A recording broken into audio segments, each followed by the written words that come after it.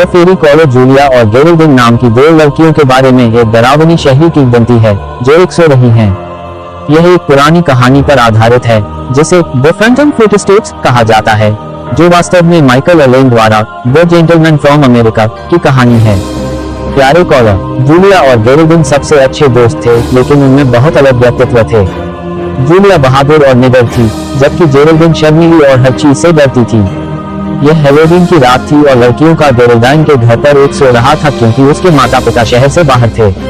वास्तव में हर बार जब गेरेल्डिन के माता पिता शहर से बाहर जाते थे तो उनके पास एक स्लीपओवर होता था, क्योंकि गेरेल्डिन घर में अकेले सोने के बारे में घबराता था, भले ही वह जानता था कि डरने की कोई बात नहीं है। यह एक बड़ा उदास घर था, सड़क से वापस रास्ता। जब जूलिया ने आकर दरवाजे की घंटी बजाई तो गेरेल्डाइन ने दरवाजे का जवाब दिया और उसे अंदर ले गए। लड़कियां अपनी रात में बदल गईं। जूलिया ने एक खूबसूरत सिल्क नाइट गाउन पहना था, यह खून से लाल था और एक प्यारे कॉलर था। गेरेल्डिन ने सोचा कि यह बहुत खूबसूरत है और कामना करती है कि वह इतनी सुंदर नाइट गाउन पहने। लड़कियों ने कुछ पॉपकॉर्न बनाए और एक डरावनी फिल्म देखने के लिए सोफे पर बैठ गईं। जब यह खत्म हो गया, जूलिया थका हुआ था और गेरेल्डाइन थोड़ा डर गया था, इसलिए उन्होंने टीवी बंद करने और बिस्तर पर जाने का फैसला किया। जब वे सीढ़ियों से ऊपर गए तो उन्हें यह महसूस हुआ कि उन्हें कुछ पीछा कर रहा है। वे ऊपर की ओर भागे और बेडरूम का दरवाजा पटक दिया। फिर वे मूर्खतापूर्ण होने के लिए एक दूसरे पर हंसते थे। आधी रात के तुरंत बाद की बात है और दोनों लड़कियां बिस्तर पर लेटी हुई थीं, बातें कर रही थीं। अचानक उन्होंने नीचे से एक बेहोश शोर सुना। ऐसा लग रहा था जैसे कुछ नीचे वहां घूम रहा है। Scratch scratch scratch. उन्होंने बात करना बंद कर दिया और एक दूसरे को देखा, चौड़ी आंखें। एक असहज चुप्पी थी। फिर उन्होंने फिर से शोर सुना। यह अंगुली की तरह लग रहा था, जैसे एक चॉकबोर्ड को चीरते हुए। Scratch scratch scratch. जूलिया बिस्तर पर बैठी गौर से सुन रही थी। गेरेल्डिन ने अपना सिर कवर्स के नीचे छिपा लिया। यह केवल एक बिल्ली है, जूलिया फुसफुसाए। मैं देखने के लिए नीचे जा रहा हूँ। नहीं है, गेरेल्डिन ने भीख मांगी। कृपया मुझे मत छोड़ो जूलिया, इतना बचकाना मत बनो। जूलिया तड़प गई। जब भी कुछ मजेदार होता है तो आप अपनी रीढ़ को नीचे की ओर मिलाते हैं। कृपया, गेरेल्डाइन ने फुसफुसाया। यदि आप इतने भयभीत हैं तो मैं बाहर से दरवाजा बंद कर दूंगा और मेरे साथ चाबी ले जाऊंगा, जूलिया ने उसे आश्वासन दिया। इस तरह से कोई भी अंदर नहीं जा सकता। मुझे उम्मीद है कि यह एक चोर है। मैं उसे अपने जीवन का भय देता हूँ। जूलिया बिस्तर से बाहर हो गई और अंधेरे में दरवाजे पर अपना रास्ता महसूस किया। वह दालान में फिसल गई और चुपचाप उसके पीछे का दरवाजा बंद कर दिया। गेरेल्डिन ने सुनी के रूप में वह ताला में चाबी बदल गया। उसने जूलिया के नर्म कदमों को सीढ़ियों से नीचे जाते हुए सुना। फिर उसने फिर से शोर सुना। यह एक चाकू की तरह तेज लग रहा था। Scratch scratch scratch. गेरेल्डाइन अंधेरे में उसके सिर के ऊपर बैकलैप के साथ लेटी थी। वह डर से बीमार थी और चूहे की तरह शांत रहने की कोशिश कर रही थी। वह सब सुन रहा था। घर की बहुत शांति थी। वह जूलिया के नाम से पुकारना चाहती थी, लेकिन उसने हिम्मत नहीं की। गेरेल्डिन अनंत काल की तरह लग रहा था कि वे इंतजार कर रहे थे। एक लंबी चुप्पी के बाद उसने फिर से शोर सुना। अब लग रहा था सीढ़ियां चढ़ते हुए, जोर से और जोर से। Scratch scratch scratch. फिर यह बंद हो गया। गेरेल्डाइन को लगा कि उसने दरवाजे के दूसरी तरफ किसी को खड़ा हुआ सुना है। रांडी रांडी रांडी। उसने ताले में चाबी घुमाई और दरवाजा खुला देखा।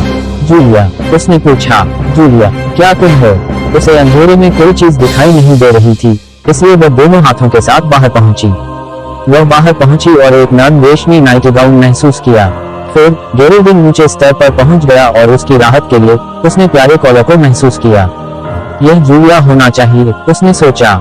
लेकिन जब वह फिर से उच्च स्तर पर पहुंची तो उसे कुछ गीला और गर्म महसूस हुआ। वहां कुछ भी नहीं था। कुछ भी नहीं है, लेकिन एक खूनी स्टंप जहां उसके दोस्त का सिर एक बार गया था। अगली सुबह जब गेरेल्डाइन के माता और पिता घर लौटे तो उन्होंने जो पाया उससे वे चौंक गए। सामने के दरवाजे के अंदर खून का एक बड़ा पूल था और खून की बूंदों का एक निशान सीढ़ियों तक चला गया था। उन्मत्त माता पिता खून की पगडंडी के ऊपर चढ़ गए, जिससे उनकी बेटी के कमरे में चली गई। जब उन्होंने दरवाजा खोला तो बेचारा दंपति उनकी आंखों से मिले घृणास्पद दृश्य को देखकर हैरान हो गया। जूलिया का सिर रहित शरीर फर्श पर फैला हुआ था। उन्होंने गेरेल्डाइन को कोठरी में छिपा हुआ पाया। उसके बाल सफेद हो गए थे और वह बड़बड़ा रही थी और एक पागल की तरह बरस रही थी। वह पूरी तरह पागल हो गई थी। उस दिन बाद में पुलिस ने एक भ्रमित व्यक्ति को देश के चारों ओर ढूंढते पाया। उसने एक सफेद अस्पताल का गाउन पहना था और उसके चारों तरफ खून था। उसके हाथ में खून से सना चाकू था। यह पता चला कि वह एक आत्मघाती व्यंग्यात्मक था और ठीक एक रात पहले वह स्थानीय पागल शरण से बच गया था। विडंबना यह है कि यह बहुत ही पागल शरण था जहां गेरेल्डाइन अपने जीवन के बाकी समय बिताएंगे। डरावना हैलोवीन कहानियों और डरावना कैंप फायर की कहानियां जोर से बताने के लिए। हैलोवीन वर्ष का एक भयानक समय है और हर किसी को पार्टी या अलाव के आसपास साझा करने के लिए डरावनी की अपनी कहानी होनी चाहिए। हैलोवीन दास्तां। हैलोवीन तेल परित्यक्त फैक्ट्री। 4 लड़कियां 2002 में एक हैलोवीन पार्टी से घर जा रही थीं। वे एक पुराने छोड़े गए कारखाने से चल रही थी जो एक मैदान के बगल में खड़ी थी। फैक्ट्री को प्रेतवाहित बताया गया और क्षेत्र के कई लोगों ने फैक्ट्री के मैदान के अंदर पॉट लगाने से इनकार कर दिया। जब वे मैदान के बीच में पहुंचे तो लड़कियों में से एक ने कहा कि पुराने कारखाने का पता लगाने में मजा आएगा। दूसरी लड़कियां पहले तो डर गईं, लेकिन आखिरकार उनमें से एक ने इसे सिर्फ मनोरंजन के लिए करने के लिए सहमति जताई ताकि वे अपने दोस्तों को स्कूल में इसके बारे में बता सकें। 2 लड़कियां बाल के ऊपर चढ़ गईं और अन्य 2 लड़कियां उनके लिए बाहर इंतजार कर रही थीं। लगभग 20 मिनट बीत जाने के बाद बची हुई 2 लड़कियां चिंतित होने लगीं। अचानक उन्होंने पुराने कारखाने के अंदर से खून से लथपथ चीखें सुनी। यह उनके दोस्तों की तरह लग रहा था। घबराकर दोनों लड़कियां घर के सारे रास्ते भाग गईं। फैक्ट्री में गई 2 लड़कियों को फिर कभी नहीं देखा गया। आज कारखाना अभी भी खड़ा है। वे कहते हैं कि यदि आप हैलोवीन रात को मैदान में प्रवेश करने की हिम्मत करते हैं तो आप भी गायब हो जाएंगे, फिर कभी नहीं दिखाई देंगे। Halloween tale the bus driver. 2003 में एक अंधेरी हैलोवीन रात में एक बस चालक एक सुनसान सड़क से नीचे जा रहा था जब उसने सड़क के किनारे एक खूबसूरत युवती को देखा। वह बस स्टॉप पर रुक गया और वह बोर्ड पर चढ़ गई। महिला ने बस के पीछे एक सीट ली और सीधे आगे बढ़ी। जब बस चालक ने अपने आईने में देखा तो उसने देखा कि महिला सीधे उसे घूर रही थी, कभी पलक नहीं झपका रही थी। लेकिन जब उसने अपने कंधे पर वापस देखा तो महिला उसके साथ उसकी पीठ पर बैठी थी। चालक वास्तव में बाहर निकलना शुरू कर दिया। वह समझ नहीं सका कि क्या चल रहा था। फिर वह अपने मार्ग के अंत में आया। यह आखिरी पड़ाव था और उसने बस को खींचा और बस के दरवाजे खोल दिए। महिला बाहर नहीं निकली, वह वहीं बैठी। अब चल उसके पास वापस उसके साथ। चालक बस के पीछे की ओर चला गया और उसने देखा कि महिला अपने हाथों से अपना चेहरा ढक रही थी। उसने उससे बात करने की कोशिश की, लेकिन वह जवाब नहीं देती। उसने उसकी बाहों को पकड़ लिया और उसे अपना चेहरा दिखाने की कोशिश की। महिला ने इनकार कर दिया और अपनी पकड़ से बाहर संघर्ष किया। अंत में वह बोली, आप जो देखेंगे उसे पसंद नहीं करेंगे। और अचानक उसने अपने हाथों को गिरा दिया और रो गई। उसका चेहरा बुरी तरह से अस्त व्यस्त था। मांस की गांठें गिर रही थीं और उसका कंकाल चेहरा नीचे देखा जा सकता था। कहा जाता है कि उन्हें अगली सुबह बस ड्राइवर मिला जो बस के बाहर बेहोश पड़ा था। उन्होंने कोमा में 2 सप्ताह बिताए और जब वे जागे तो उन्होंने अपनी इंद्रियों पर नियंत्रण खो दिया था। उन्होंने उसे एक मानसिक संस्थान में रखा और यह कहानी उसने अपने सेल से बताई। हैलोवीन टेल कब्रिस्तान गार्डन्स। यह 2004 में हैलोवीन की रात थी और एक छोटे लड़के को उसके भाई और स्कूल के कुछ बड़े बच्चों द्वारा उठाया जा रहा था। उन्होंने युवा लड़के को आधी रात को कब्रिस्तान में जाने के लिए मालाओं के एक झुंड के साथ जाने की हिम्मत की और एक कोहरे घोड़ों पर रख दिया। उन्हें यह नहीं सोचना चाहिए कि वह एक काय था। युवा लड़के ने चुनौती स्वीकार की। यह एक चांदनी रात थी और कब्रिस्तान के अंदर की पिचकारी थी। कब्रिस्तान के जंगलों गेट एक क्रेक से खुल गए और लड़का सावधानी से अंदर दाखिल हुआ। वह अपनी घड़ी देखता है। आधी रात का समय था। जादूगरी के घंटे मालाओं को कसकर बंद करके उसने कब्रिस्तान के बीच में अपना रास्ता बना लिया। वह डर से कांप रहा था, लेकिन उसने अपनी नसों को स्थिर करने की कोशिश की। उसे डर था कि अगर वह बिना टास्क पूरा किए लौटा तो बड़े लड़के उस पर हंसेंगे। कब्रिस्तान से धीरे धीरे आगे बढ़ते हुए उन्हें यह स्पष्ट एहसास हुआ कि कोई न कोई उन्हें देख रहा है। अंत में वह प्रत्येक माला को एक रोडस्टोन पर रखने में कामयाब रहा और उसका कार्य पूरा हो गया। ठीक है, उनमें से सभी वह खुद को फुसफुसाए। तभी उसने अपने कंधे पर एक ठंडा हाथ महसूस किया, जैसे एक आवाज सुनाई दी, तुम मुझे भूल गए। Halloween tale the black diamonds. 2005 में एक हैलोवीन रात एक 16 वर्षीय लड़की जिसका नाम मई है और उसके दोस्त इरेनी, केट और लेस्ली शहर के बाहर एक हैलोवीन पार्टी कर रहे थे। इसलिए निश्चित रूप से उन्होंने फ्रीवे को लिया। कार धीमी हो रही थी, जैसे गैस से बाहर चल रही थी, लेकिन मीटर ने कहा कि यह भरा हुआ था। मे और लेस्ली इंजन की जांच करने के लिए गए। जब उन्होंने हुड खोला तो एक हाथ था, एक अकेला नंगे हाथ। वे इतने भयभीत थे कि वे चिल्ला नहीं सकते थे। उसे छूने के लिए लेस्ली पहुंची तो एक मुंह। इस बार वे दोनों चिल्लाए और एलेन और केट चिल्लाते हुए कार से बाहर भागे। उन्होंने कहा कि उनके मांस में एक आदमी फटा हुआ था और पिछली सीट पर एक गायब हाथ था। लड़कियां दौड़ी और कार धीरे धीरे उनका पीछा कर रही थी। मई अपने माता पिता को बुलाया और आयरीन ने अपने सेल्यूलर फोन पर 911 पर कॉल किया। लेकिन जब पुलिस और मई के माता पिता आए तो चारों लड़कियां खून से लथपथ थीं। उनका अपना खून नहीं। ड्राइवर की सीट पर पुलिस को काले रत्न पाए गए, खून से लथपथ। लड़कियां पार्टी में आगे बढ़ी। संबोधन सिर्फ एक रिक्त स्थान था, लेकिन उस रिक्त स्थान में कई खूनी काले अज्ञात रत्न शामिल थे। Halloween tale the man in the mask. 2006 में हेलोवीन पर मेरा परिवार और मैं शहर में चले गए क्योंकि मेरी मां ने एक कार खरीदी थी और उन्हें डीलर को कार का भुगतान करने की आवश्यकता थी।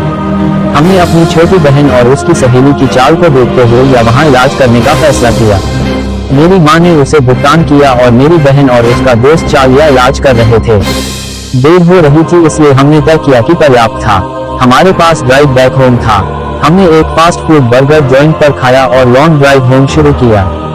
जब हम फ्रीवे पर थे, ठीक हमारे बगल में एक कार चल रही थी और ड्राइवर मास्क पहने हुए हमें घूर रहा था। सब लोग डरने लगे। वो हमारे साथ बना रहा और लगभग 10 मिनट तक उसका सिर बगल में घुमा रहा था। फिर वो बस मुड़ गया और आगे देखा और हमें अतीत से निकाल दिया। 1 साल बाद 2007 में मैं एक रात घर चला रहा था। फिर से यह हेलोवीन था। मैं अपने छोटे भाई के साथ था जिसे मैंने ट्रिक या ट्रीटमेंट लिया था। हमें खाने के लिए कुछ मिलना बंद हो गया और हम अन्य कारों के बहुत से फ्रीवे पर थे। लगभग 60 मील प्रति घंटे की रफ्तार से जाने के दौरान हमारे पास एक पुल हुआ। यह एक की मुखौटा में एक आदमी था। वह सिर्फ 10 मिनट के लिए हमें बिना सिर घुमाए घूरता था और हम तेजी से जा रहे थे। अंत में उसने अपना सिर घुमाया और हमें अगले शिकार तक पहुंचाया। हेलोवीन के एक मास मर्डर। 2008 में हेलोवीन की रात एक सामूहिक हत्या हुई थी। पुलिस को बुलाया गया और 2 संबंधित जासूस भयानक अपराध की जांच करने गए। शवों पर न चलने की कोशिश करते हुए पुलिस ने हर एक की तस्वीरें ली। एक पुलिस वाले ने विपरीत दीवार पर कुछ देखा, लेकिन वह उसे पढ़ नहीं पाया। वह इस पर चलता है और देखता है कि रक्त में लिखे नंबर 7734 की तरह क्या दिखता है। इसकी तस्वीरें लेते समय उन्होंने अपने डिजिटल कैमरे को उल्टा कर दिया और अपने साथी को दिखाया। जब उसने हाथ से इशारा किया कि कैमरा अंदर है, तो उसने गलती से उल्टे सीधे नंबरों की तस्वीर ले ली। जब वह कुछ महसूस कर रहा था तो पुलिसकर्मी तस्वीर को हटाने वाला था। नंबर अब एक शब्द थे। शब्द एचएल था। हेलोवीन कहानी छल गलत हो गया। 2009 में हेलोवीन पर डॉलर के अपने आस पड़ोस के लोगों पर एक प्रैंक खेलना चाहते थे। एक छोटी सी सड़क थी जो कब्रिस्तान के ठीक बगल में चलती थी। उन्होंने 2 पेड़ों पर चढ़ने का फैसला किया जो एक दूसरे के विपरीत खड़े थे। फिर वे दोनों एक मछली पकड़ने की रेखा के अंतिम छोर पर बैठे और उसे रास्ते में फैला दिया। जब कोई रास्ते से नीचे आता था तो लड़के मछली पकड़ने की लाइन को कसकर खींच देते थे और यह किसी को भी उस टोपी से पता चल जाता था जो वहां से गुजर रही थी। उनका पहला शिकार रास्ते में आया और उन्होंने मछली पकड़ने की रेखा खींच दी। उस आदमी की टोपी को चाकू मार दिया गया और वह भाग गया, घबरा गया। प्रसन्नता है कि उनके प्रैंक ने काम किया। उन्होंने इसे फिर से करने का फैसला किया। उन्होंने देखा कि एक लंबा काला साया आ रहा है और प्रतीक्षा में लेटा हुआ है। बच्चे तैयार हो गए और जब छाया गुजर गई तो उन्होंने अपनी पूरी ताकत से मछली पकड़ने की रेखा पर